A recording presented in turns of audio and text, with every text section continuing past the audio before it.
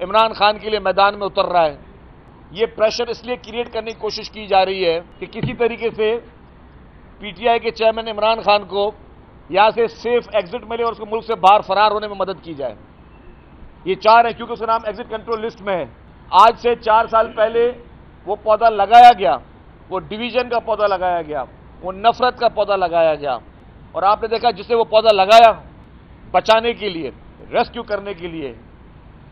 آپ کے دشمن ممالک کی قوتیں بھی میدان میں اتر پڑی ہیں. اسرائیل کھل کر پی ٹی آئی کے لیڈر کو بچانے کی کوشش کر رہا ہے. معصوم نہتے فلسطینیوں کو انصاف نہیں دے سکا، وہ ہمیں ہیومن رائٹ کے لیکچر دے رہا ہے. وہ ملک سے باہر نہیں جا سکتا. پاکستان پیپلز پارٹی وہ جماعت ہے جو کہتی ہے کہ جی تمام ادارے سب ایک پیج پر آئیں اور لانگ ٹرم پالیسی بنا کے پاکستان کو آگے لے کر چلیں. ہماری ہر پالیسی اب شارٹ ٹرم پالیسی نہیں ہونی چاہیے. یہ نہیں ہے کہ اگر میں آج کرسی پہ ہوں تو میری پالیسی الگ ہے، کل کو کوئی اور کرسی میں بیٹھتا ہے تو اس کی پالیسی الگ ہے. ہماری ہر پالیسی لانگ ٹرم پالیسی ہونی چاہیے، ایک کنسسٹنسی کے ساتھ ہونی چاہیے، ایک اس سینس آف سیکورٹی کا ہونی چاہیے کہ ہاں کہ انویسٹر جو ہے کبھی وہ یہ نہیں دیکھے کہ جی آج اگر حکومت چینج ہو گئی تو اسٹاک ایکسچینج گر گیا،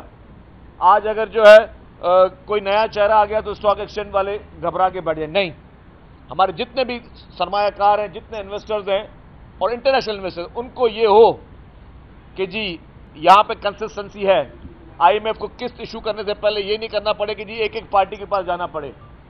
کیونکہ ان کو جب پتا ہوگا کہ نہیں یہاں پہ ایک قومی اتحاد ہے، جو بھی ہمارے نیشنل انٹرسٹ کی چیزیں ہیں اس میں کوئی اختلاف نہیں ہے، اس میں کوئی دو رائے نہیں ہے. وہ سب چیزیں کیسے آئیں گی جب ہم لانگ ٹرم پالیسی دیں گے اس ملک کو. اور لانگ ٹرم پالیسی اور سب کو ایک کرنے کی، اگر سب کو کوئی ایک میز پہ بٹھا سکتا ہے تو وہ پاکستان پیپلز پارٹی کی لیڈرشپ ہے.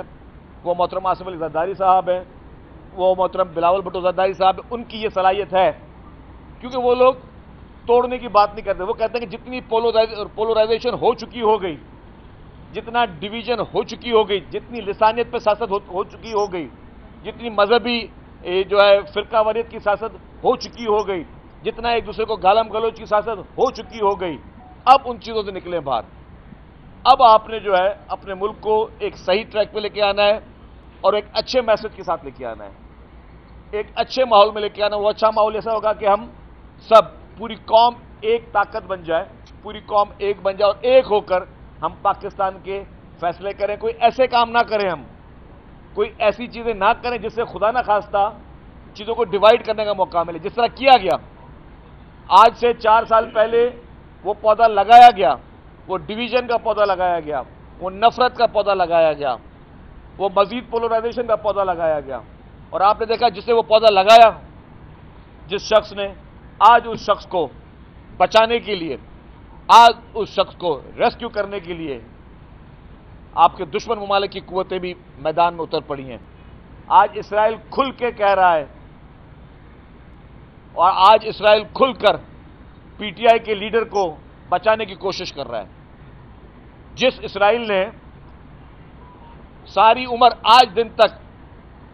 معصوم نہتے فلسطینیوں کو انصاف نہیں دے سکا، وہ ہمیں ہیومن رائٹ کے لیکچر دے رہا ہے. وہ آج عمران خان کے لیے میدان میں اتر رہا ہے. اور آپ نے ایک بات نوٹ کریں، ابھی ماحول کیا ہے؟ ماحول یہ ہے، یہ پریشر اس لیے کریٹ کرنے کی کوشش کی جا رہی ہے اور کچھ ہمارے لوگ یہ اس لیے کر رہے ہیں کہ کسی طریقے سے پی ٹی آئی کے چیئرمین عمران خان کو یہاں سے سیف ایگزٹ ملے اور اس کو ملک سے باہر فرار ہونے میں مدد کی جائے. یہ چار ہیں کیونکہ اس کا نام ایگزٹ کنٹرول لسٹ میں ہے، وہ ملک سے باہر نہیں جا سکتا.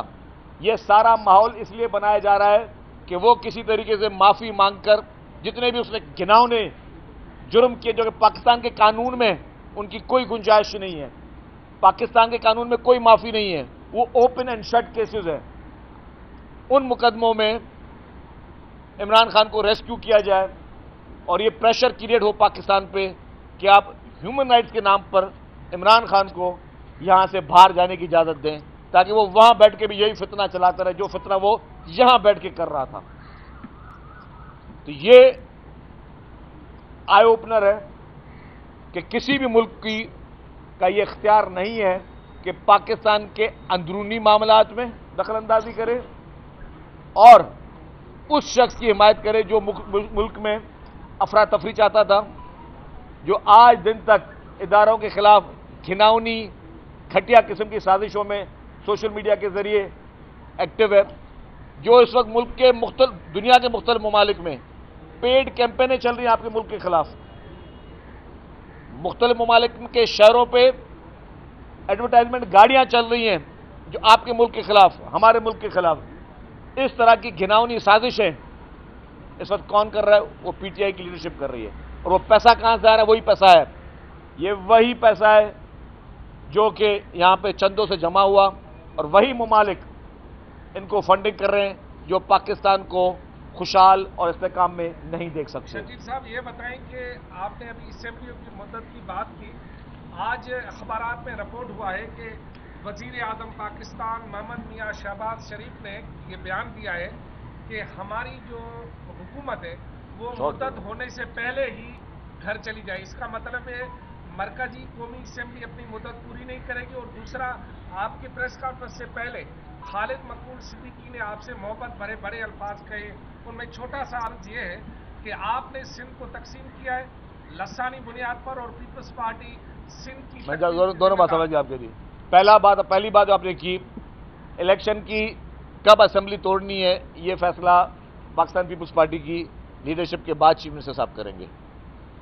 یہ فیصلہ واحد ہے جو کہ پیپلز پارٹی کی لیڈرشپ جب کہے گی، چیف منسٹر جب ان سے مشاورت کریں گے تب ہوگی، توڑی جائے گی اسمبلی۔ ڈیٹ کوئی فائنلائز نہیں ہے، اور نہ ہی جو ہے کوئی چیز ابھی تک فائنلائز ہوئی ہے۔ دوسری بات، آپ نے خالد مقبول صدیقی صاحب کی بات کی، میں پھر وہ کہوں گا